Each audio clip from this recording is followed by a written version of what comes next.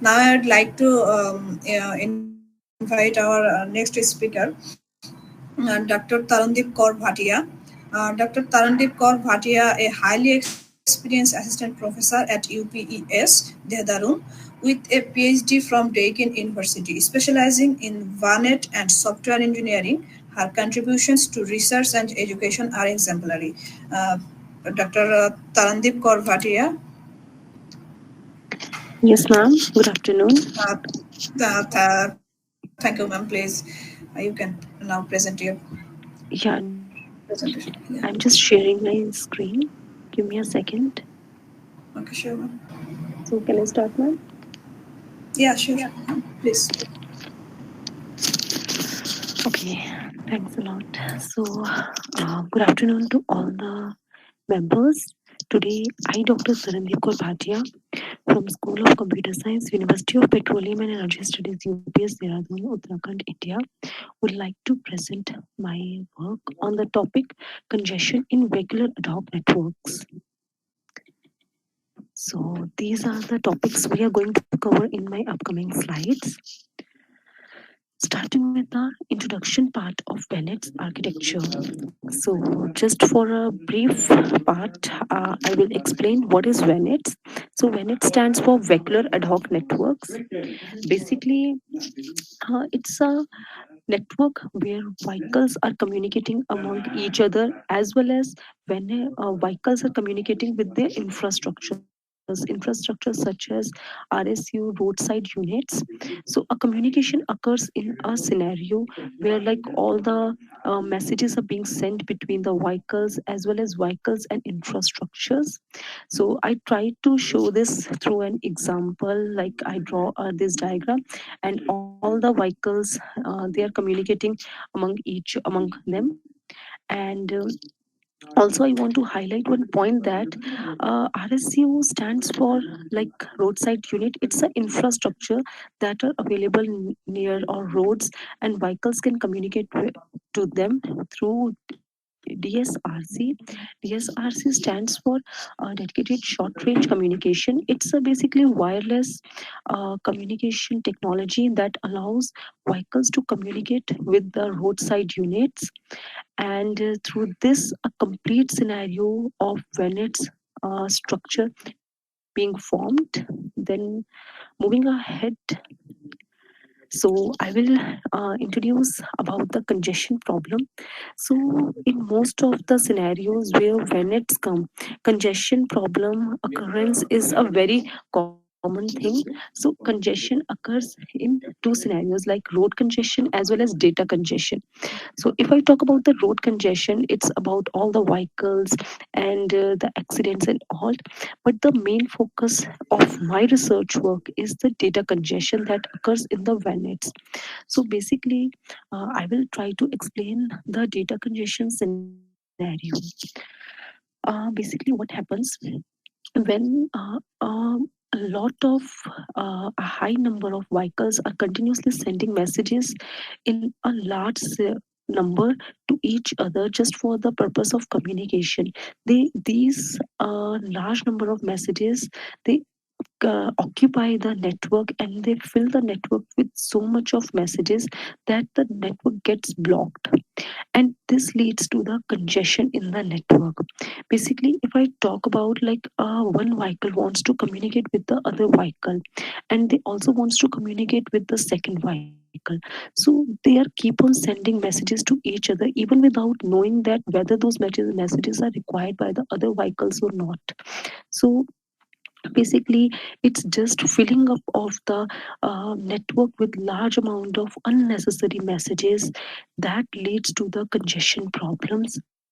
And this problem leads to that the emergency messages won't get delivered on time.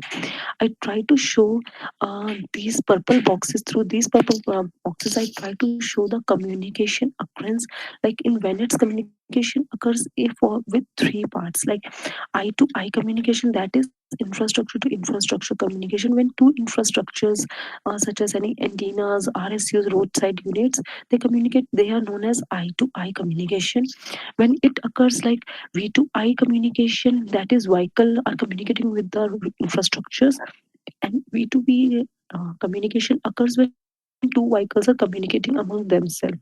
So instead of like just sending the messages and filling up the network, I try to resolve this problem by forming a framework, like how we can just resolve or resolve by by prioritizing the messages, that which message should be sent on the highest priority.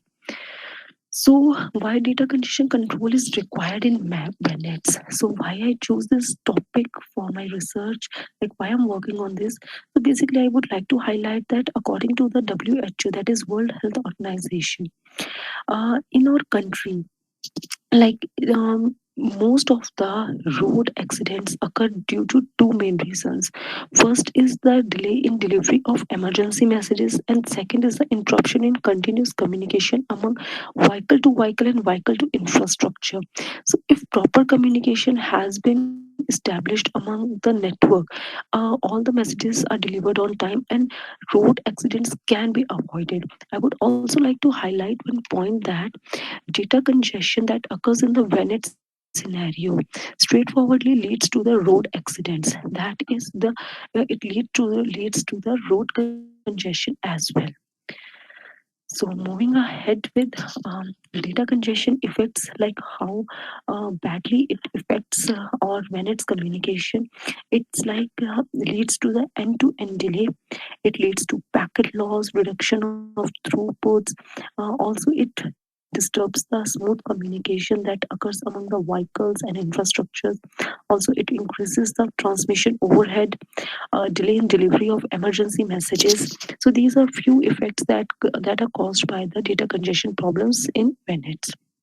So if I talk about the real-time application where data congestion control occurs in minutes, so it's like emergency vehicle notifications can't be made, like for the ambulance, police alerts, fire brigade alarms.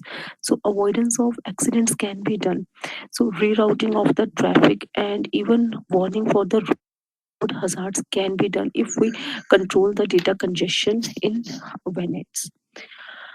Moving ahead with, just give me a second, moving ahead, like the motivation also I want to highlight, why, like why we need to work on this topic. So basically, if I talk about like as per the WHO, more than 1.5 million people are injured every year on roads due to the poor communication among the vehicles. And the main reason is that the network is already filled with the data and with the unnecessary messages, that they are unable to communicate properly with the emergency messages. So if we try to filter out the data, if we try to filter out our messages, prioritize them, so we can control the congestion that is occurring in the Venice scenario, and we can avoid the road accidents to some extent. Uh, Moving ahead with the roadmap and traffic flow generation in minutes, so I just try to show like how I am working on this topic. For this topic, like for my research work, I need to generate the roadmap as well as traffic flow I need to show. So for this I made I used three tools, that is OSM and Sumo and Move. So OSM stands for Open Street Map, Sumo stands for Simulation of Urban Mobility, and Move stands for Mobility Model Generator for VANETs. So I use three simulators for this. So by using the Sumo, I try to generate the road pathway network manually. So in this, I use some simulation, and I try to show the road pathway. Then moving ahead, by using the OSM, I tried to search and downloaded the map for the highest congested area in my country. Like I choose it for the Lajpat Nagar. Uh, and I choose this area. This is the Lajpat Nagar. I choose this area just because of a reason, that this is the most occupied, congested region due to like many colleges and universities are there, marketplace are there, so shopping complexes are there. So highly congested area, it is highly congested region. So I choose this area, and I searched and downloaded this map from the OSM. And here I try to generate the roadmap for my downloaded map that, for the Lajpat Nagar. Then I try to show the traffic flow generation. Here you can see these are the yellow small vehicles that I try to capture. During my simulation, these vehicles are continuously moving from one lane to another lane. So I try to capture a screenshot for this. And during my simulation, I also try to capture the lane numbers, like from which lane they are moving to which lane they are going. Also here I can show, I have see I have shown them junction numbers also, like a complete details can be seen. So through this I try to show the flow of traffic from one area to another.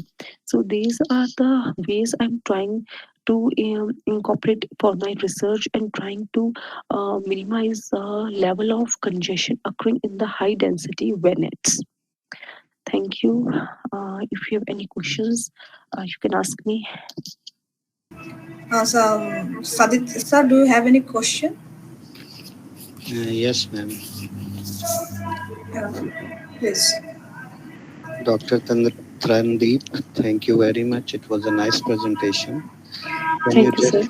can you just tell me that either you have worked in your work on the network level congestion, like link level congestion, or a node level congestion, and Yes, sir.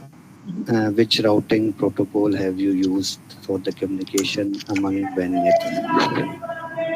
Sir, right now I am working with AODV.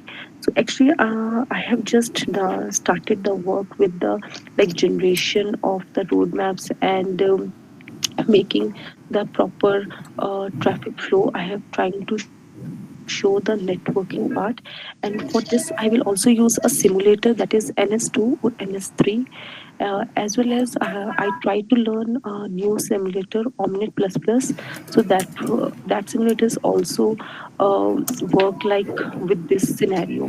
And what is the objective of your research? Either you are going to reduce link level congestion or the node level congestion.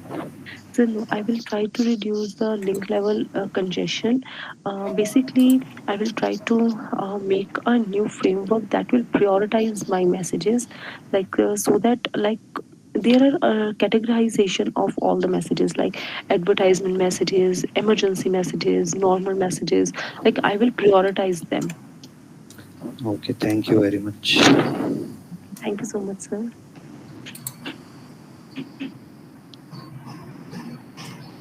Sure, Um, Inham. I will definitely take your suggestion. Thanks a lot. Thank you so much. Thank you, ma'am, for your valuable presentation. Do you have any questions from any of us? Now, thank you, ma'am. I think we don't have any questions now. Okay, thank you so much, ma'am. Thanks to all panel members. Okay.